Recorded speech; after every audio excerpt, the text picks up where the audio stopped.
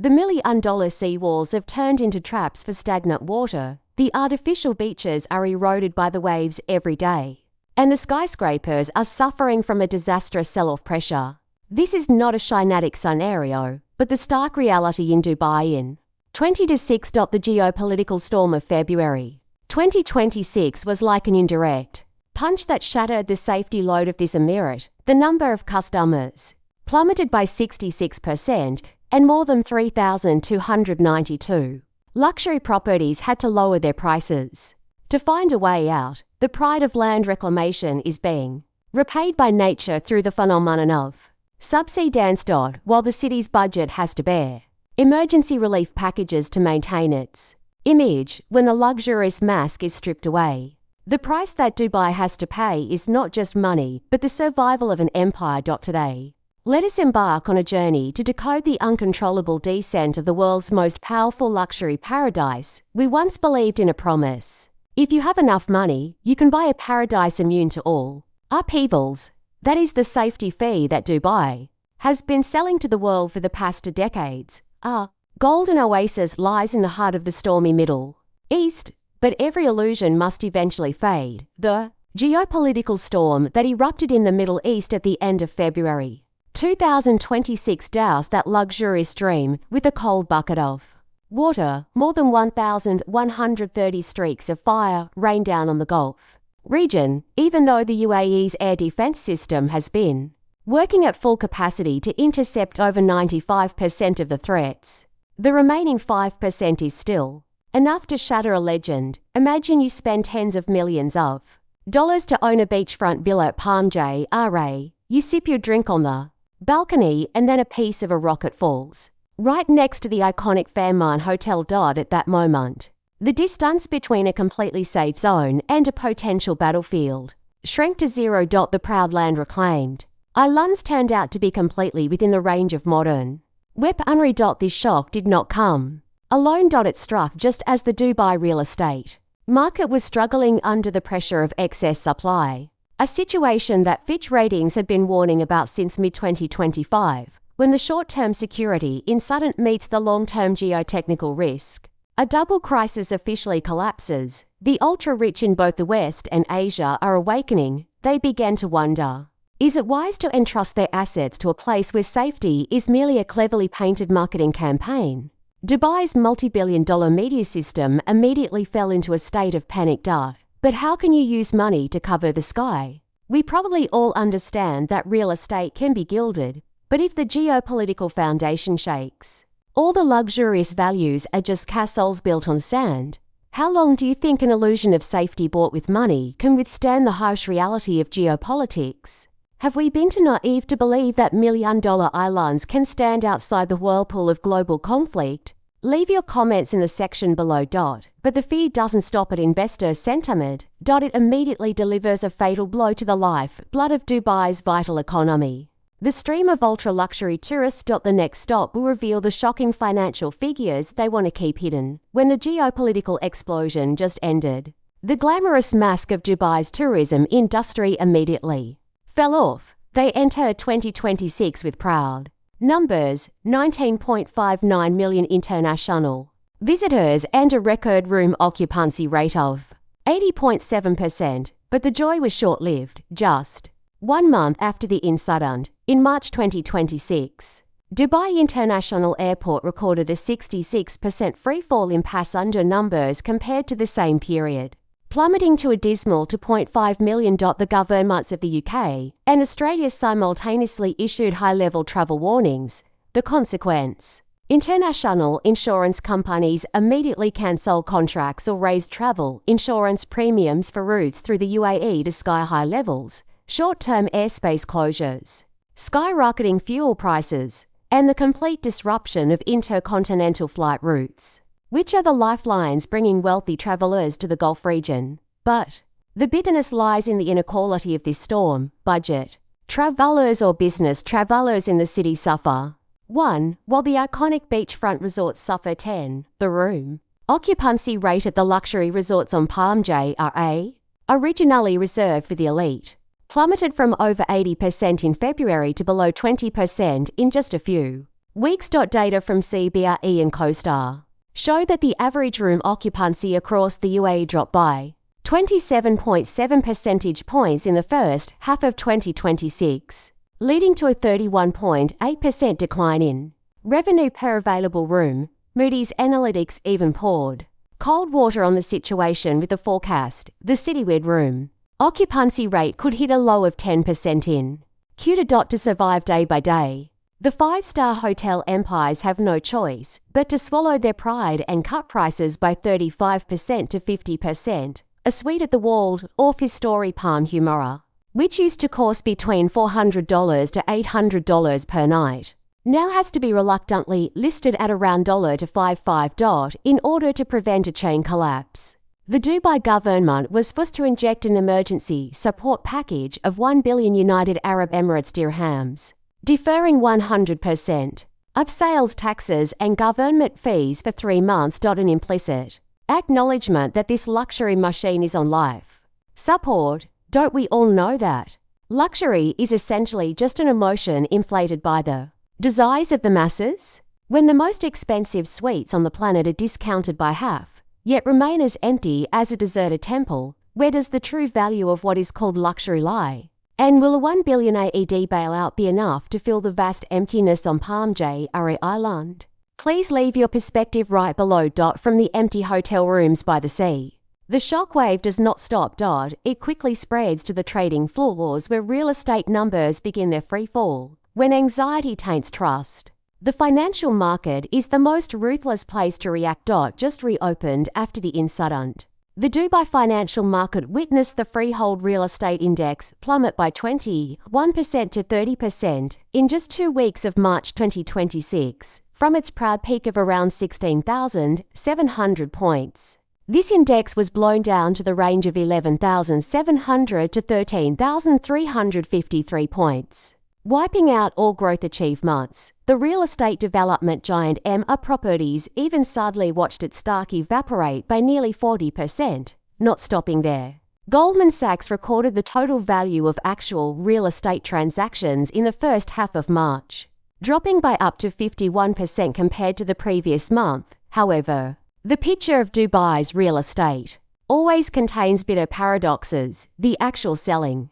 price per square meter for completed properties has stubbornly resisted decline. The median apartment price is only slightly decreased by 3% compared to the same period last year, while luxury villas have unabashedly maintained a 16% increase.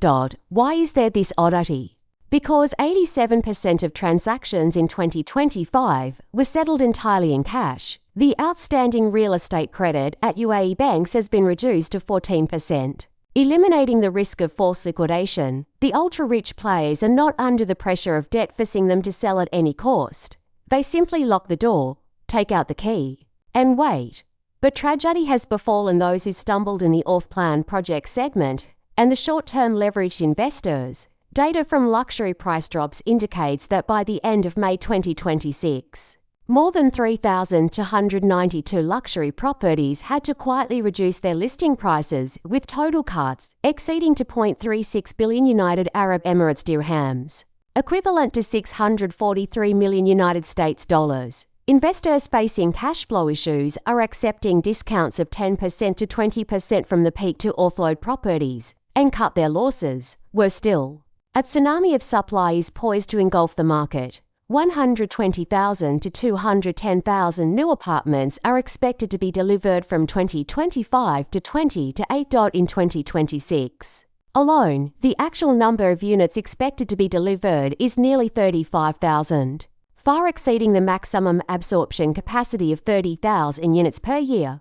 Buying a house with 87% cash, does it really protect you when market liquidity evaporates by half in just 2 weeks?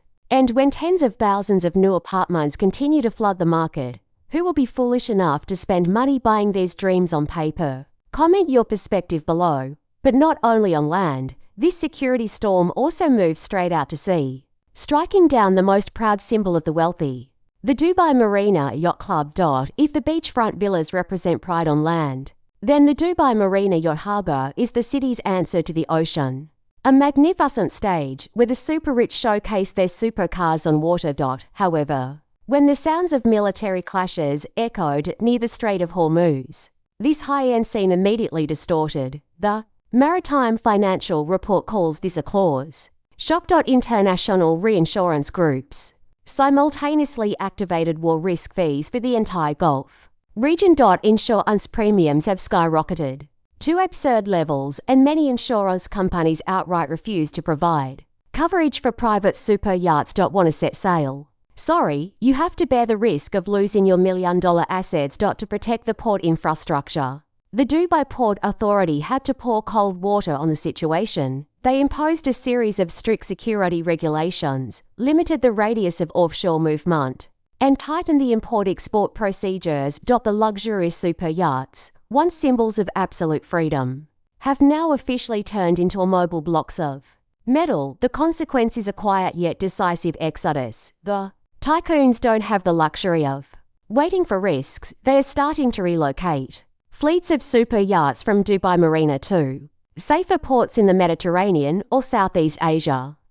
Commercial yacht rental activities have frozen, leading to the collapse of the luxury logistics service chain that follows. The once bustling scene has been replaced by desolate gaps at the most expensive marina in the Middle East. Beating and maintenance costs continue to flow out steadily every day, while the vessels remain inoperable, creating a financial nightmare for yacht management companies. What was once a magnificent pride now looks no different from a dormant airport on the water. Does a luxurious marina still hold any value when million-dollar yachts are banned from setting sail? And what does the sudden mass exodus of the super-rich reflect about their true attachment to this city? Loyalty, or just a cost-benefit calculation?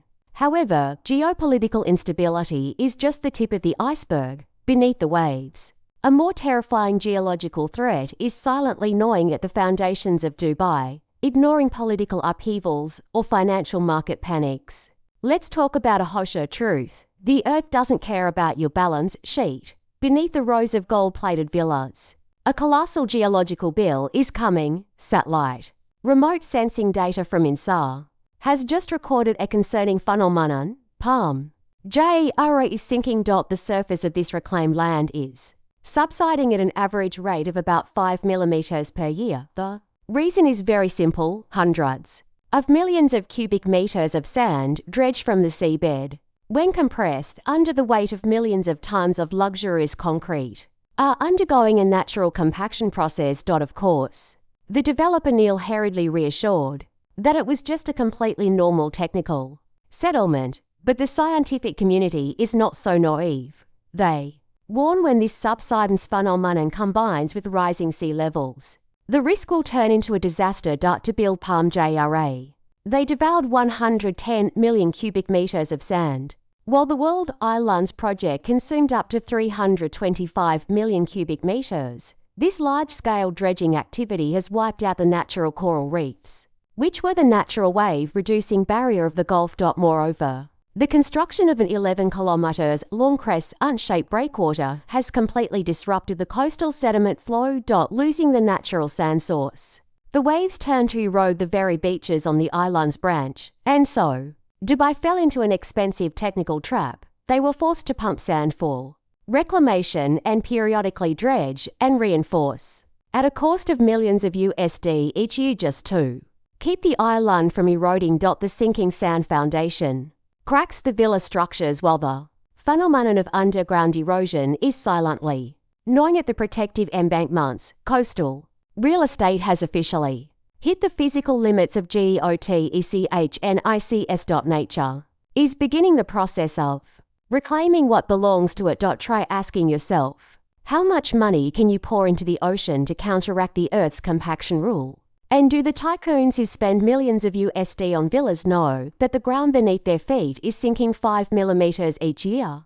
Please share your thoughts below. Sinking is only half the story. The other half lies in the stagnant waters that are turning paradise resorts into ecological traps. They teach us how to conquer the ocean, but forget the basic lesson. The sea needs to breathe. The 11 kilometers long wave barrier once hailed as a technical masterpiece to shield against large waves, has inadvertently become a golden hoop.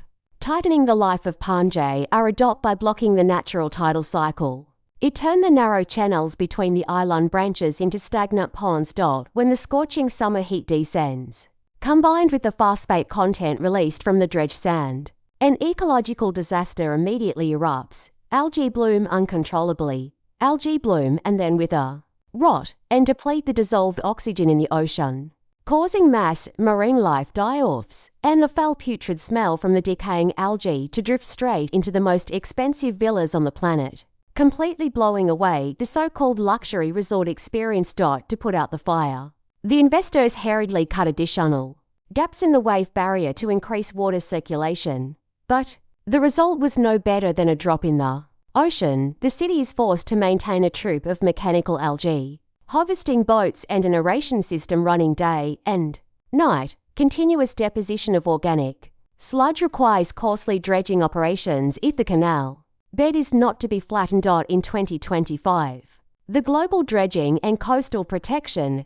market reached $17.88 billion United States dollars, with Dubai contributing a significant portion of the operating costs. The inevitable consequence: property management fees are directly imposed on villa owners. They find themselves in an endless cost spiral. The more they try to maintain the initially embellished artificial beauty, the more the money spent on environmental maintenance increases proportionally. Not to mention, the degradation of coastal marine biodiversity is a permanent loss, something that no amount of money can restore. I wonder what is the value of a beachfront villa left when every morning you open the door, the smell of rotting algae hits your nose, and when the initial developers pocket the money and withdraw. Who will be the last one standing to bear the burden of this environmental cost trap? All these environmental costs, maintenance, and crisis support ultimately converge on a single address: the budget of the city of Dubai. When the luxurious velvet curtain falls, the bill will always find its rightful address: all losses from frozen tourism, stagnant real estate to ecological disasters ultimately translate into a financial burden, weighing heavily on Dubai's government budget. A three-tiered crisis has officially erupted. At level 1, the city suffers a direct blow from budget shortfalls when the value of real estate transactions in March 2026 plummeted by 51% compared to the previous month. The revenue from transfer fees of the Dubai Land Department was immediately tightened. Revenue per available room in the hotel industry decreased by 31.8% in the first half of the year, meaning that cash flow from accommodation, taxes, and urban service fees also dropped significantly. Not stopping there, level to force the city to dig into its pockets to protect the illusion of perfection. Dubai relies on a brand of safety and luxury. And when that brand cracks, the cost of international media to bring customers back skyrockets into a huge burden. The report noted that the authorities had to launch an emergency relief package worth $1 billion AED to support the hotel industry by deferring taxes and fees, not to mention the endless infrastructure expenses for sand, pumping to combat erosion and upgrading coastal drainage. But the most dangerous is level 3, the collapse of the growth model structure. In 2026, approximately 34,740 actual apartments are expected to be delivered, a number that far exceeds the actual absorption capacity of local residents. The domestic workforce cannot afford the million-dollar villas when foreign capital hesitates. A series of paper projects face the risk of being left unfinished, creating relentless debt restructuring pressure on state-controlled enterprises. The growth model based on selling off coastal masterpieces to foreigners has officially hit the wall of economic limits. How many more years can the city's budget bear these massive relief packages and operating costs? Is it time for Dubai to bid early admit that its ambition for ultra-luxury land reclamation has reached its red line? Please leave your comments right below. Faced with the abyss of a dual crisis, Dubai had no choice but to undergo a painful strategic awakening. The dual crisis of 2026 is not necessarily the end, but it certainly marks the closing of an era of ostentatious land reclamation development in Dubai, regardless of the risks. In fact, The real estate market of this emirate avoided a catastrophic collapse, some area like in 2008, thanks to a cash transaction rate of up to 87% and strict oversight mechanisms from RIA. However, the liquidity stagnation in the off-plan segment is a wake-up call for speculative capital. To survive, Dubai must undergo a painful yet necessary strategic shift. Shift 1. Diversifying domestic infrastructure. According to the D33 program, the city is gradually withdrawing capital from super luxury mega artificial island projects to focus on technology, industrial infrastructure, and housing deeply connected inland, instead of relying on the super rich who prefer to be absent. Dubai is shifting toward meeting the real housing needs of a high-quality workforce, those who actually live and create value for the city. Shift 2. Tightening geotechnical standards and climate adaptation. Strict anti-subsidence construction standards are starting to be mandated. At the same time, the city established a long-term coastal maintenance reserve fund directly sourced from island property management fees to proactively cover ongoing dredging, environmental remediation, and erosion control costs. Shift 3. Brand repositioning and risk management. A geopolitical risk insurance mechanism has been established for private maritime and tourism activities. More importantly, Dubai is striving to shed the image of a fragile luxury illusion to reposition itself as a financial and commercial hub with solid institutional foundations and infrastructure. The lesson from Dubai is a valuable warning for all global cities. Any construction that deliberately exceeds the limits of nature and geopolitics will eventually have to pay the price with enormous operational costs. Will Dubai be able to successfully transform into a genuine economic hub, or will it remain trapped in the luxurious shadow it has created for itself? And for each of us, what lessons about the cost of these reckless ambitions does this hold for the future? The collapse of a legend never happens overnight. The proud artificial islands and yacht marinas shaded by supercars in Dubai did not disappear overnight, but the events of 2026 poured a bucket of cold water on the illusion of absolute safety that the city had painstakingly woven. From the empty runways, the unsold discounted villas to the sand quietly sinking beneath the layer of gold-plated concrete, all of these are the price to pay when human ambition collides with the harsh limits of geopolitics and nature. Dubai is at a historical crossroads, courageously tearing off the fragile, luxurious facade to build a substantial economy, or accepting to be imprisoned in the very illusion it has created. Can Dubai successfully transform itself into a solid economic hub, or will it remain trapped in the shadow of its own opulence? If you had a few $1 million in hand right now, would you be willing to risk investing your assets in the sandcastles along the Gulf Coast again? Please share your thoughts and in-depth perspectives in the comments section below. If you find this video provides valuable analysis and an independent perspective, please like, share the video with your friends, and subscribe to the channel and turn on notifications so you don't miss the next in-depth analyses. Thank you for taking the time to join us. Goodbye and see you again. Note: all information and analysis in the video are compiled from public reports with the aim of providing information and discussing multiple perspectives and do not constitute investment advice or financial consulting in any form. The video strictly adheres to YouTube's community guidelines, focusing on critiquing phenomena and systems in a neutral manner without attacking or belittling specific